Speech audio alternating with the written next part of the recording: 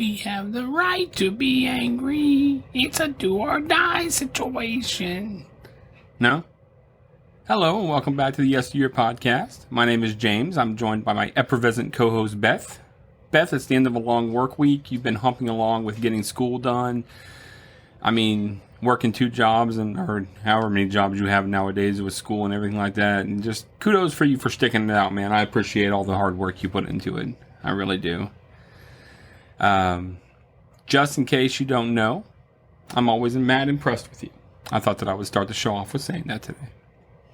So, if this is your first time joining us here at the Yesteryear podcast, thanks for giving us a chance. For those that are returning, thank you so much for doing so.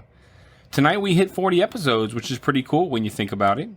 To celebrate, we're going to be reviewing The Legend of Billie Jean. I guess it's not really a celebration, but, it's just another review, but whatever. So The Legend of Billie Jean came out when I was just a wee man, a young lad.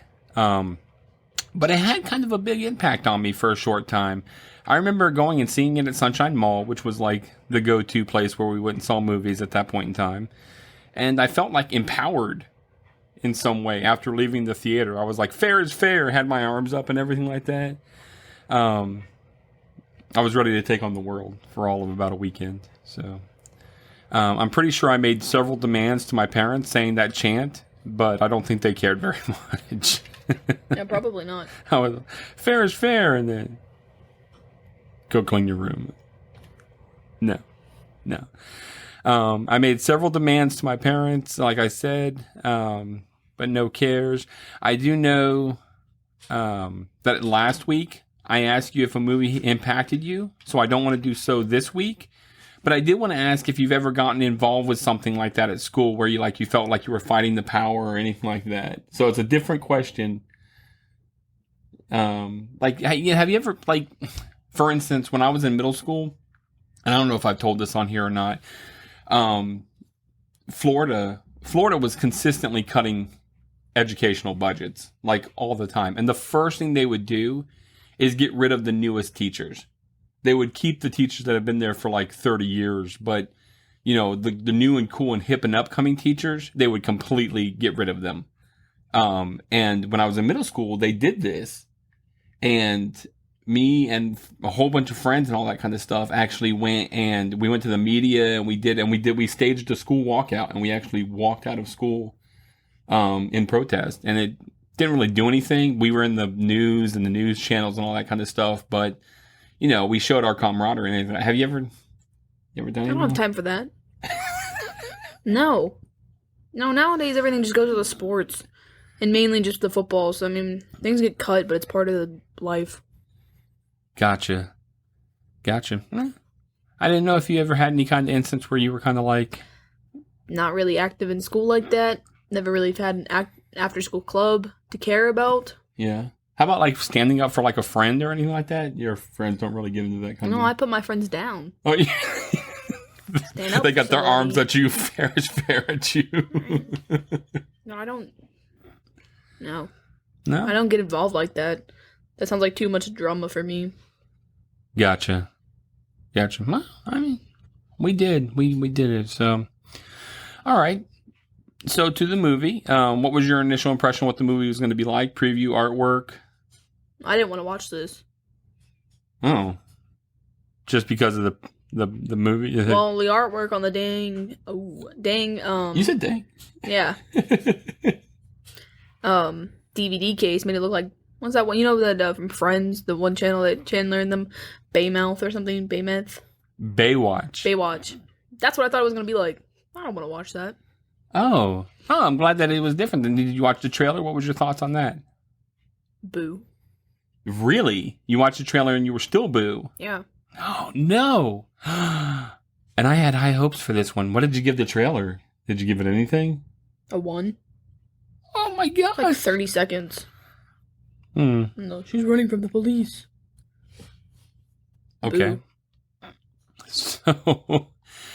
So The Legend of Billie Jean is an action drama that was released July 19th, 1985. The story follows a Texas teenager who is wronged by a man and becomes an outlaw martyr with her brother and friends. The movie stars Helen Slater, Christian Slater, Peter Coyote, Keith Gordon, Yeardley Smith, and Martha Gurman. Do you know who Yeardley Smith is? Did you recognize her voice? No. No? Cat's climbing the chair. She's It keeps making me laugh. She's Lisa Simpson. She played the Lisa Simpson's voice. No? Who'd she play in the film? I don't even know who that is. Putter, the youngest one. Well, in the film, the youngest one. Yeah. So, yeah. So the film is primarily filmed in Texas, obviously, and had an awesome soundtrack, in my opinion. Unfortunately, I could not find what the budget on this film was. I did, however, find that the film made over $3 million worldwide, so I would have to imagine that it beat its budget.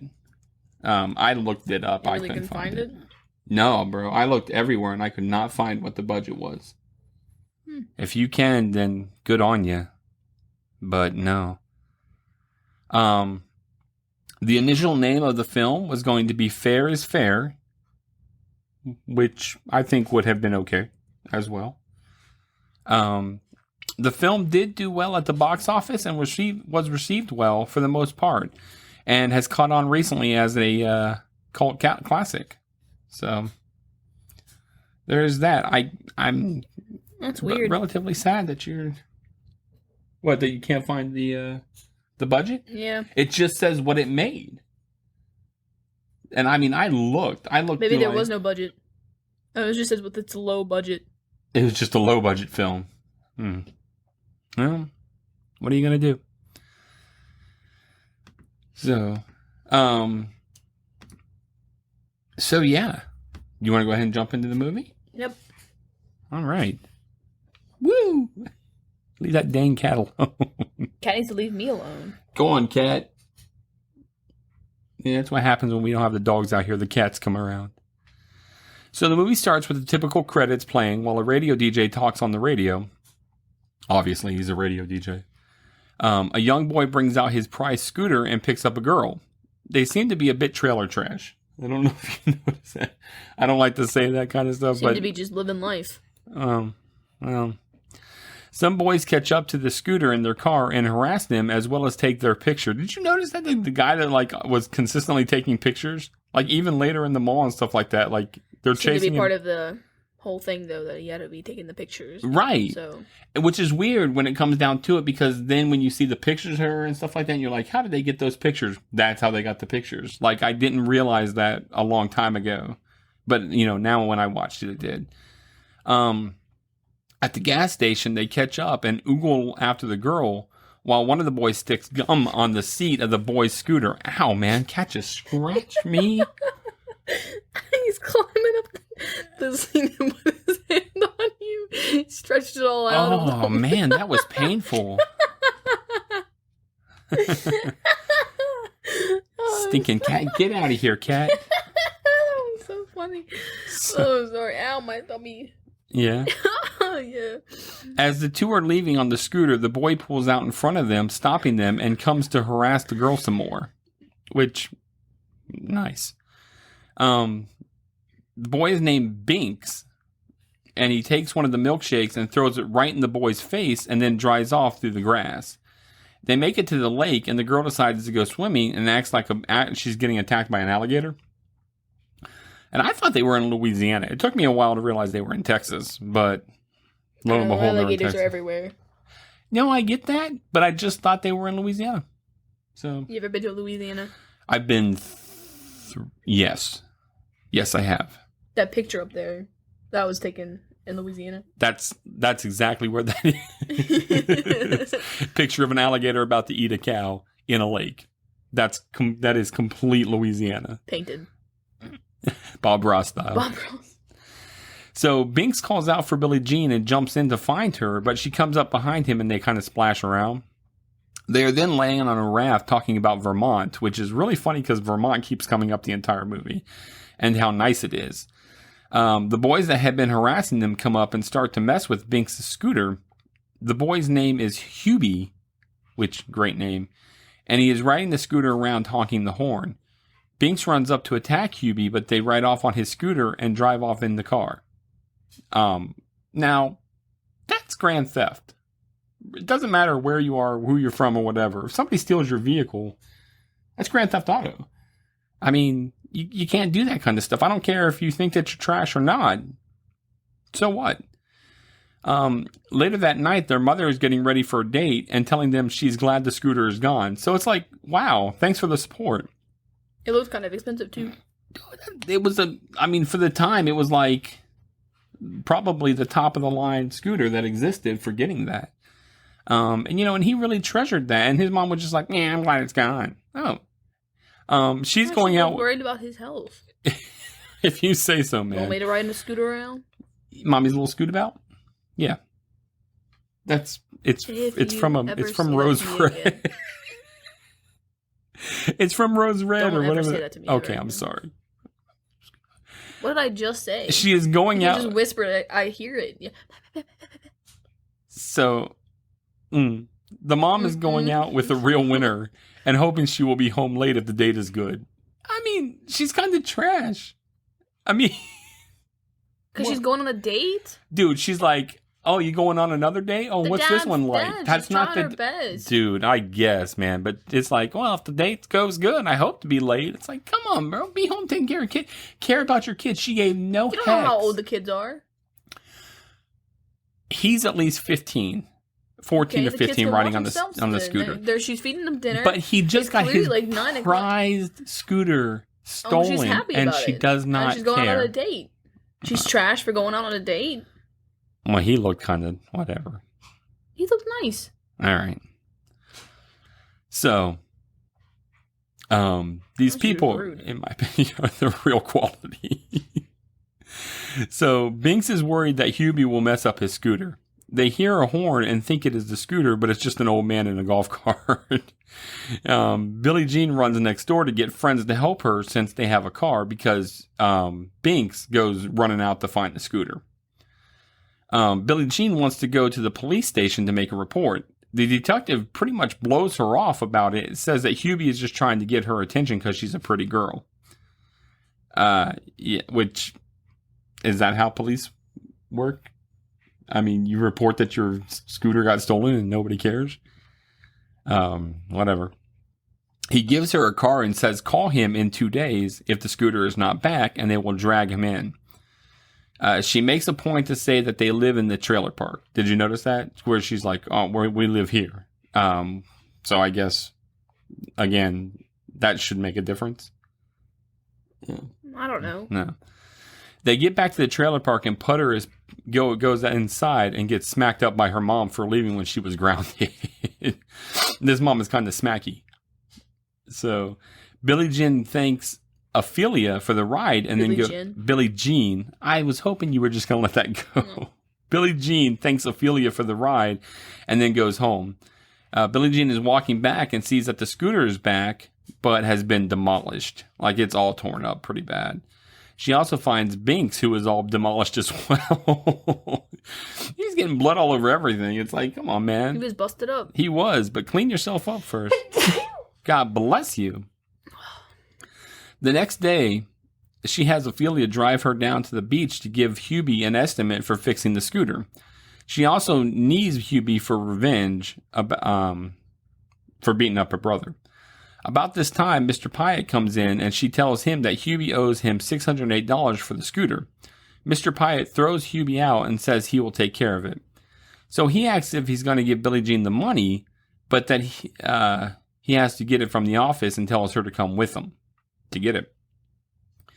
He goes to get money, but then starts to hit on Billie Jean. He puts $50 down on the counter and then says they will have to a layaway plan to get the rest and starts to attack Billie Jean. She fights to fight him off, and Binks and Ophelia come in. Binks finds a gun in the register just as Billie Jean and Mr. Piet come downstairs. Binks confronts Mr. Piet to let go of Billie Jean, and Hubie comes back in the store, as well as Mr. Piet tells him to call the police, but he won't move while Binks has the gun. He's like, he has a gun. So Mr. Piet lies and says that they sent Billie Jean in as a distraction to Mr. Piet upstairs while they robbed the store. Of course, this is a lie. He also says that the gun is not loaded and starts to walk towards Binks when the gun goes off and shoots Mr. Piet in the shoulder. He falls to the floor and the trio run while Hubie calls the police. So, what did you think about that whole situation? I just thought he was trash. Yeah? No, they were both trash. Hubie and Mr. Piet? Yeah, Mr. Pickle. Mr. Pickle? Why is he Mr. Pickle? That's what Piet sounds like. Pickle. Piet sounds like pickle? I like that. So, Ophelia is driving fast, telling Billie Jean they can't go to the police because it would be their word against his, and who is they going to believe? A bunch of crazy kids? And that's one of those situations that I'm always talking about where, you know, kids versus adults, who's going to be believed and everything like that. Like, I really, that is one of my fears when I was a kid, is I'm going to be blamed for something and not be believed. They make it to the trailer and start to get ready to go on the run. Putter comes in and asks to go, but Billie Jean's like, no, go away. She then lies and goes to Ophelia saying that Billie Jean said she could come. We hear on the radio that the police are looking for the shooter, and Ophelia agrees to drive them anywhere they want, but she's like, I can't go with you. The same detective is on the scene investigating and says he messed up. He talks to Hubie and brings up the scooter situation. And Hubie's kind of like, ooh, stupid face about it. Ophelia and Putter drop them off at a rundown putt-putt golf place to stay. And Putter threatens throwing up to get her away to stay with them. And then Ophelia then returns because she like pieces out. And then she comes back and says she was a part of it as well. Well, no kidding, you were a part of it as well. You were like literally there, standing right next to him when he shot him. That's part of it. You can't just go back home and be normal. And you also drove them away. So. That's true. Anyway. So. They are in a store. And these kids come up to her asking if she's Billie Jean. She says no at first. But then they have a newspaper showing her. Like, yeah, this is you, bro. The kids buy all the stuff that Putter put in her basket and says put it on their dad's tab. I'd be pissed. I mean, that was literally... Clearly the dad was some kind of rich councilman dude. Oh, no. That's No. The girl and her brother, she's like, oh, my dad owns this and this. Oh, did they say all that? I missed that. Just put it on my father's tab. Well, it must be nice. Because right. I have no tab. Don't walk into any stores and be like, oh, just put it on my father's tab. No, I wouldn't. Because they'd be like, it's $3, man. And I like how Putter just kept putting stuff in her shirt like she was going to steal it. She's like, no, we're just stealing. She's like, no, we're not thieves. So the kids also want an autograph from Billie Jean, which I believe she gives them. The newspaper says that Mr. Piet is in good condition at the hospital, which is good. You know, he's not dead. I guess. It's good for them because at least you can have the ending that they have. I mean, if you kill him, you've killed him. Regardless of whatever, you've killed him. So, I mean... I don't know. It would have made him for a more interesting movie, in my opinion. I don't know. At least they would have actually been on the run for something. Well, they're on the run from attempted murder. It was what they're thinking. First they think murder, and then they think attempted murder. The detective guy would have known because he did know, and he was like, oh, the whole thing, and then it goes off, and then she's some kind of hero. Didn't make, whatever. So at the gas station, Billie Jean calls home, and the detective is there. She talks to him and makes plans to meet him at noon tomorrow at Ocean Park Mall. She still wants Mr. Piet to pay her the $608 that he owes them, and says fair is fair. No. The detective goes to Mr. Piet about the deal and paying, and he refuses. He like straight up is like, no, I'm not doing it. He plays the victim the entire time, pretty much. While they're talking, people come in and want to buy the picture of Billie Jean that is in the window. Mr. Piet not only drives the price up on it, but looks to make money off the situation. So he's a real sleaze, which he plays that part perfectly. The next day at the mall, the kids leave IOUs for merchandise they steal in order to enact their plan in the event that things go wrong. What's an IOU? I owe you this. Like, so they leave a little paper saying that I owe you money for what I stole. It's an IOU. Oh. Yeah, you never heard that phrase before? Nope. Wow. Must be an old people thing. It is an old people thing. I often wanted to leave IOUs for stuff, but people told me that's just stealing, so you can't just do that. So I said, put it on my father's tab, and they said, yeah, that doesn't work either. Give me the money. Get it the money, take it the money. Yeah, spend the money. So they've left their IOUs, and unfortunately, Binks also steals a toy gun that is not part of the plan. He seemed really into the part. Yeah. Yeah, no kidding. The detective is on...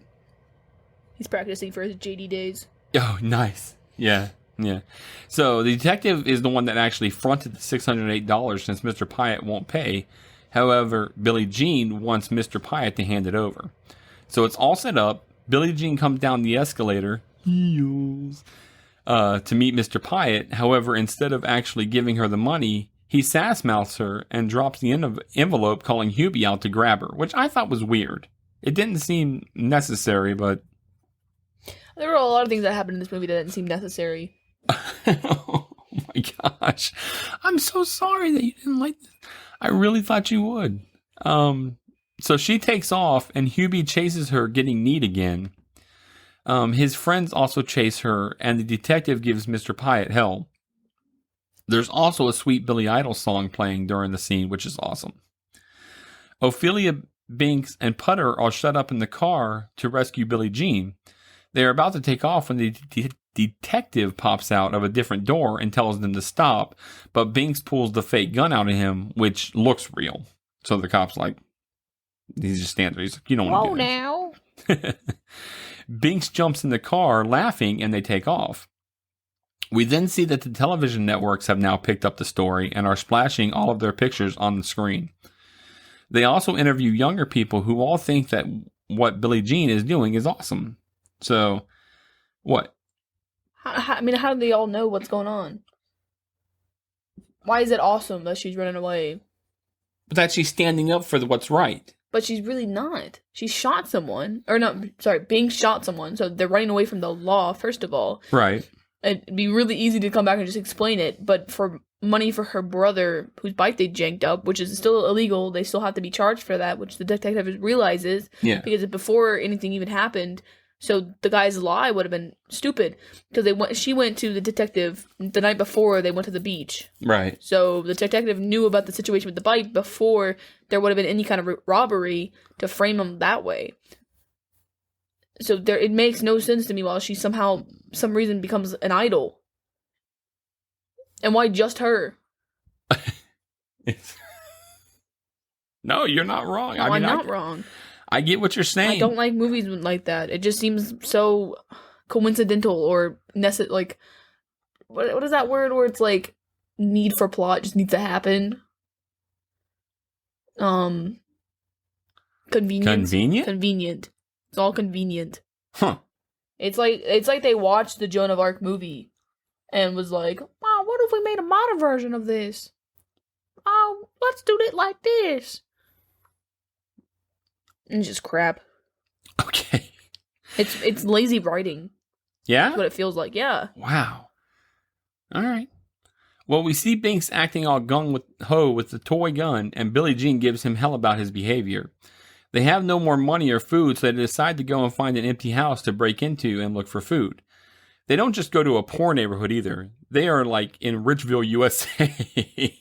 Like they go to the nicest neighborhood they can find. So they break into the house and find food while Billie Jean walks around the house investigating. She hears a noise and we see someone watching them on CCTV. We hear sound effects playing like a werewolf howling and then see someone dressed up like a werewolf approaching Billie Jean. She hits him with a guitar and he introduces himself as Lloyd. Just as the rest of the crew come up to tell them that they are on the news again. Mr. Piet is on the news talking about how he is the victim in all of this, and he's just lying his butt off, like badly. They also see that a guy is lying on that he was robbed and tied up by them at a gas station, which is completely a lie. He's like, oh yeah, they used foul language too. Yeah, it was weird that the guy. So talking about convenience, Lloyd just didn't even care that people broke into his house. He's bored, man. Doesn't matter. Okay. Yeah, people just breaking in. Your first thought is to scare them. Yeah. With the mask and everything. No, so I'm calling the cops. I got you. He's home alone. He's by himself. Well, he recognized her. Right, but still, based on like media, you have these people being like, "Oh yeah, they robbed this, they robbed that." They shot someone. Why? Why that would be okay? Why you think that? Oh no, the media must be lying. They must be really nice people. I got you. You're not wrong. So they then see Joan of Arc on TV, and Lloyd explains about what happened to her, and then jumps out of the window into a slide that leads to a pool. So yeah, seriously, Rich, would you like to have had a window, a pool, a slide right outside of your window into a pool? Nope. I don't like water. I don't like swimming. I don't really know how to swim. That's not true. That is true. That's a lie. You were taught. Okay. But Billie Jean does not come, though. Instead, she watches the end of Joan of Arc, where they burn her at the stake. Is it S-T-A? Yeah, it's S-T-A-K-E, not S-T-A-K. I said steak, like, isn't the meal. She seems to get an idea and asks Lloyd if he can make a videotape, as well as copies to send to all of the TV stations. Billie Jean first goes extreme and cuts all of her hair off to make a statement. She sits on the stool to set the record straight. She says goodbye to Lloyd, but then he offers himself as a hostage in order to go along, because like he just wants to be involved. And I think that's really what it comes down to, Beth. I think he's just a poor little rich kid who's bored. But still, in the first initial part of it, without them having explained first, based on media, based on all that, these are just kids breaking into your home who may or may not have just shot this dude up, or shot other people up, stole from stores, done all this thing with the mall. They saw the gun, so people knew that they had a gun. You know, it doesn't matter. I don't care who you are. You're kids who I think have just no problem shooting people. I'm not letting you in my house like that. I got you. If they sat down and afterwards were like, no, look, this is who we are, this is explaining, you want to help out, and then I would be like, okay, that makes sense. Sure, poor little rich kid. But that's not how it was at first. Okay. It's just convenience. It's lazy writing. Lazy writing. So he says kidnapping him will make the police have to deal with them. The next morning, a little kid delivers the videotape to the detective. They see her on the TV station and see what she's recorded. She says that they are not doing anything that people are saying that they are, like robbing people and all that jazz. They're not doing any of that. She also says that they didn't start this, but they will finish it, and that they want their $608 that sleazy Mr. Piet owes them. So it's really all about the $608, which is just a very low amount. So it turns out that Lloyd's father is the district attorney. Low amount, not to them. They live in trailers. Right. $608 is a lot. No, that's not how I meant it. I didn't mean it like that. What I'm saying is he should have paid. He should have had it paid, whatever. For all of the trouble and everything like that it goes through, it's really not worth $608. But yeah, his dad is the district attorney, which is not a good thing. He and the detective both feel that the kidnapping is faked because he's like, yeah, my kid's just kind of like that. They're trying to film Lloyd being kidnapped, but he and Billie Jean keep screwing around. They find out who he really is, and they're not happy about it, but they have to deal with it, basically. And he's all upset that is that all worth $10,000, and he's not going to negotiate all that. And it's like, come on, bro. Stop being that kid. The detective and the DA go to Mr. Piet to talk to him about resolving the situation, and Mr. Piet once again says that he is a victim. The DA says that they have to act on this being the worst case scenario and put up roadblocks and bring out like heavy law enforcement. Meanwhile, these kids come and find Billie Jean, and they say someone has to help Kenny and he's in a lot of trouble. So she goes with them and all these kids start following her as well. So they go to Kenny's house, and you can hear his father wrecking the place and yelling at him. Billie Jean goes in the house and finds Kenny all beaten up. The father confronts her and looks to be coming to beat her when he sees all the kids in the yard and gets afraid. He's like, "Is that your gang?" As everybody's all looking in the windows, all freaky. And he gets all nice, and we're like, "Oh, we have sodas in the back," and then they come out with sodas. What? Did they come out with sodas? They came out with sodas. I didn't see that. I mean, what the hell? I didn't see that they came out with sodas. I saw that they came out with Kenny's stuff packed. But she gets Kenny and says that he's going to be staying with his grandma for a while. A couple drives by at this time and recognizes them. So he decides he is going to try and get them for the reward money. He's like, "Oh, it's going to be a down payment on a house." He takes shots at them, shooting out the back window as well as the rearview mirror. He continues chasing them and shoots out their tire, but then flips himself. Yeah. That's not how you do. Whenever you're going to, whatever, you follow somebody, you call the cops, you do whatever, but you don't start taking shots at them. Nope. So they try to change the tire, but the spare is also flat. They're stuck there and are talking about going to Vermont, but Lloyd is telling Billie Jean that she has to finish what she started.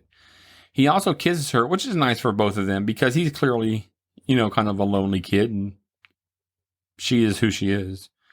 Billie Jean says she has to get Putter and Ophelia out of the situation, so she basically turns them in. The next morning, the detective finds them and says that Billie Jean turned them in, and they don't believe her. He asks where she is, and Ophelia is like, "She's everywhere." Meanwhile, Lloyd what? I mean, I don't know, it's just dumb. How is it that inspirational? What's the inspiration here? That if you don't get your way, you should just cut town? Okay. I don't know what to tell you. Well, you said you were inspired by it. Because, man, it was empowered. Not inspired, but empowered. Then what's empowering? Because the kids were fighting back against the adults. They were just not rolling over and saying, "Well, since it's an adult, we're just going to let them do whatever they want to do because they're an adult and we're kids." So that's it. That's what, it felt empowering. It felt like fair is fair, man. If you wronged me, does it not make sense to go to the enforce, like, again, like the fact, like taking away from the fact that he shot him, okay? Yeah, okay. They went to the thing, so she knew that the detective knew, so that whole guy being like, who are they gonna believe? Well, they're gonna believe her because he knew before that day even happened. It would have made no sense to frame it, so that it would have worked out perfectly fine just then had they not shot anyone. Them shooting the dude, complicated, sure. But still, I mean, that would have been a whole other thing. It wouldn't have been.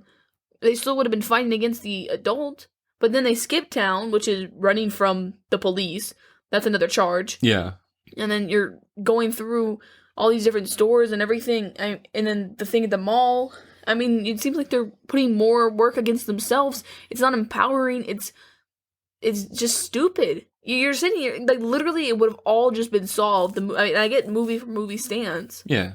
But it's just bad writing. They literally, like, if she had just paid attention, she could have been just like, "Oh, no, I actually went to the detective the day before." Yeah.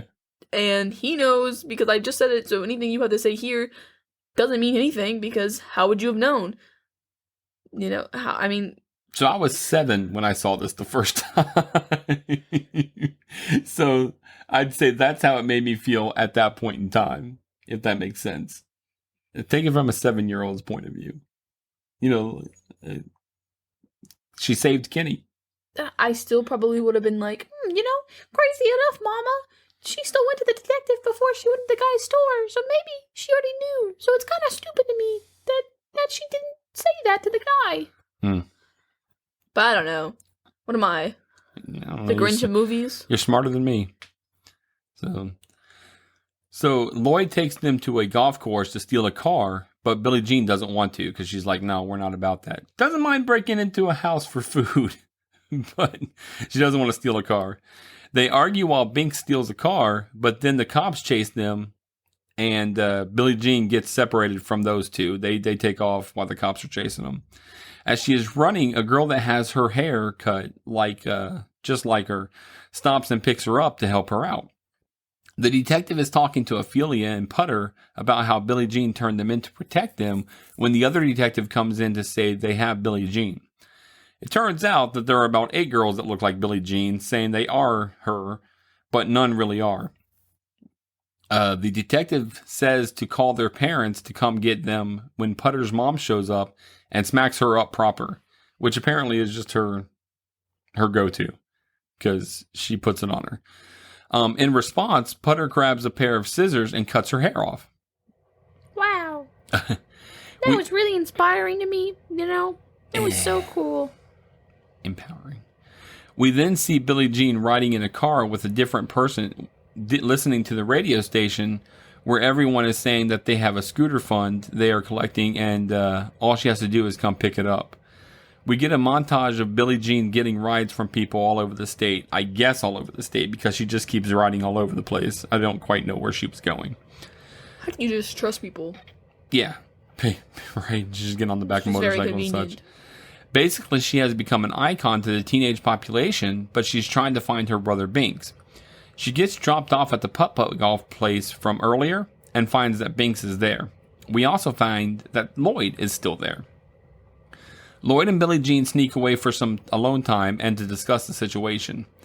The next day, Ophelia's car is towed in, and the detective sees the golf balls and figures out where she is. So he goes there to make a bargain. What? I know. I mean, that makes no sense either, because how do you know that she's there? The car was... They split from the car. Yeah. She could have been literally anywhere at that point. That means they had already been to the golf course and no longer were at the golf course. So the fact that he's like, no, this makes sense, makes no sense. No, that's just convenience. Again, lazy writing. Lazy writing? Okay. But he does go to make a bargain there. He says that he wants them to turn themselves in to him, and he wants Lloyd home safe as well as them home safe, and that he will get the scooter fixed. Better than brand new. He says they have to end this now before it gets out of hand. Billie Jean calls him and talks to him about the condition of her turning herself in. So everyone gathers at the beach where Mr. Piet's store is to see her turn herself into the police. Basically calling it Billie Jean Day. Even the radio host is there waiting for her to show. It seems as if the entire state has shown up, to tell you the truth. The DA is there with Mr. Piet, and they are discussing the situation and how Mr. Piet doesn't think it's a toy gun, and that the kids are dangerous. The detective shows up, and the DA yells at him about the situation. Putter and Ophelia show up and are greeted like heroes. People are getting, they're even getting their hair cut like Billie Jean, like while they're waiting for her to show up. Did you notice that? Yeah, after this movie came out, the people cut their hair. Yeah, people got that haircut. Yeah. We see sharpshooters, how they're there at the direction of the DA, but we also see that the scooter's showing up. The detective tells the sharpshooters to put the guns down, but they won't do it.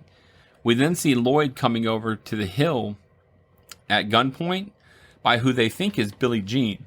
However, it's Binks in a dress. And did you see he had makeup on too? Yeah, like the eyelashes were real thick. I like that he's in the silhouette and he has a dress on and all that stuff, but I don't quite think that the makeup was necessary. I saw that when he pulled his glasses down, and I don't really think... I was like, wait a minute, that's not necessary.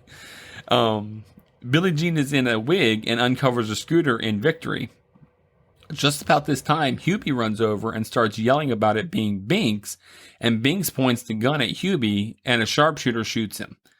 They scoop him up in an ambulance and take him away while Billie Jean chases. And did you see how, like, all of a sudden they were just there, took him away, gone? Yep. She then goes to Mr. Piet's tent he has set up with all the merchandise and confronts him. He first gives her a bunch of guff, while she asks who paid the money. He acts all sheepish and goes to give her the money, but the DA shows up and says he was the one that paid. Mr. Piet puts the money out of his cash register in her hand and says, take it for her trouble. Billie Jean calls him a pig and puts it out there about what he did. Like, just lays it all out there, which is what she should have done in the first place. You're absolutely right. He grips her up and says she is a liar and that it is over. She agrees it's over and knees him and then throws his money back at him. When he falls, he knocks over fire, which starts to burn down the tent. Because let me tell you, having hay and a whole bunch of burnable goods with fire, not a good idea. He yells for Hubie, but even he is sick-faced at his dad and doesn't come to help. It's kind of like, yeah, we kind of see where you get it though there, Hubie. Everyone just watches the place burn, as well as the giant statue that falls down. People gather up the merchandise and start to throw it into the fire. Like they're all taking off their shirts and their hats and stuff and just like tossing it in. Even the detective is fine with her at this point. Which there's still laws that were broken and such. Mm-hmm. You still have to do, but he's just kind of like smiles at her and just like lets her roll on. She kisses Lloyd and pieces out. We then see her in Vermont in the snow, and we see that Binks is all right. He sees a snowmobile and says how far out it is, and then the credits roll, and that's how the movie ends. Yeah, what the hell? What? That's how I was. I was like, no, so just, that's just, I mean, what happens?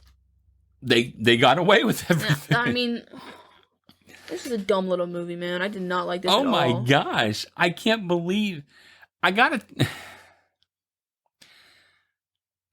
tell you, watching it again, it went fast, but I can see what you mean about lazy writing. I remembered it being better than it was. It is still a movie that I like. If it's on, I'm going to watch it. And I dig it. And I dig the actors and the actresses in it. But I get what you're saying. It is very convenient. The way that things roll and everything like that. And yeah, and then that's not, it is kind of a rushed ending because all of the legalities that would go into it, you kind of have to figure what the heck.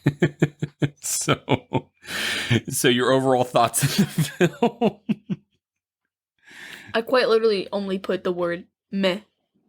Just meh. Meh. I would not watch this again. Would not recommend it to a friend, obviously. Not recommend it to my friends. How many moves? 2. You still gave it 2? Well, I like the symbolism at the end when like the statue was her is burning, like the Joan of Arc reference. Yeah. I like symbolism. So it's like, okay, I'll give you a point for symbolism. And I give it a point for the acting, I suppose. Yeah. I'm gonna give it a 3. To tell you the truth. I have fond memories. What? I don't write in here. You don't write it, you just say it off? Yeah, I just say it off. Weird. Yeah, because it's not as good as I remember it. I mean, but it definitely that summer, 85 summer and stuff like that, this movie was huge and I felt empowered by it. I mean, me and my friends all talked about it. I mean, it was a big deal, but yeah, I feel you on it. I feel what you're saying. Do you want to go off on anything else about it? Favorite character? Favorite character. I would probably say Binks, just because. Yeah, that's what I said.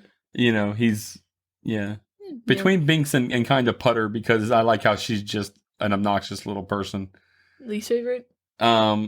Least favorite is gonna probably be Billie Jean. Yeah. How you gonna say that until you were empowered by it? Man, by the movie. But the movie's based on her. And her actions. By the whole thing. I guess not Billie Jean. Maybe Lloyd.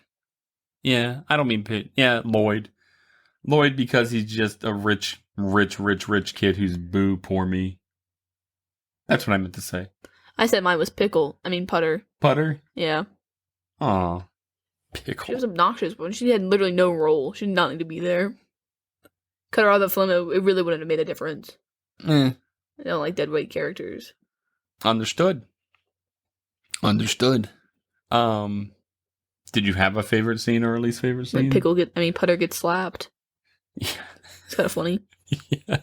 I liked when he was rolling around with the gun and pew pew, like stuff like that. Like that just seemed when Binks, right before she yells at him for his behavior. Oh and yeah, like that, he was just acting all like and that's probably because it's Christian Slater and because it's Christian Slater, so young Christian Slater.